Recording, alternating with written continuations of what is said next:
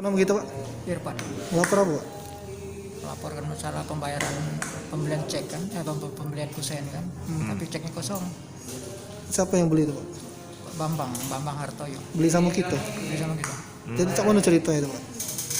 Ya ceritanya dari bulan 4 kan dia kan bangun perumahan kan, jadi dia kan karena dia teman aku, jadi dia mesen kusen dengan aku, dengan istilahnya itu sistem pembayaran pakai cek kan.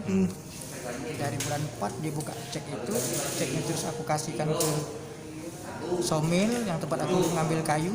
Ternyata waktu mau dicairkan oleh somil itu kosong. Terus digantinya cek baru, diganti cek baru pun kosong lagi, diganti cek lagi. Nah sampailah aku yang ngasihkan cek itu kemaluan ke bapak itu, aku tukar cek aku.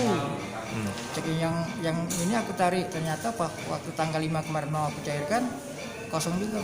Berapa kali jadi cek ini? Sudah kurang lebih 2 atau 3 kali cek itu kosong. Kosong. Ngapa tak minta duit cash memang? Dia enggak ada duit. Oh, jadi Ya.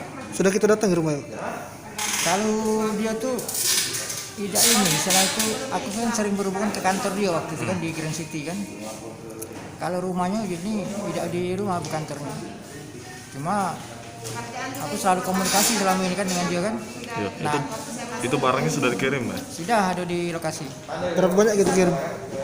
Kirim itu untuk 7 rumah, 7 unit rumah. Alasan dia mesen untuk apa Pak? Ya, untuk pembangunan perumahan dia itu. Untuk rumah ya? Berapa kerugian kita? Hah? Kerugian kita berapa? Sekitar 16 jutaan. Jangan lupa subscribe, share, komen, dan like ya.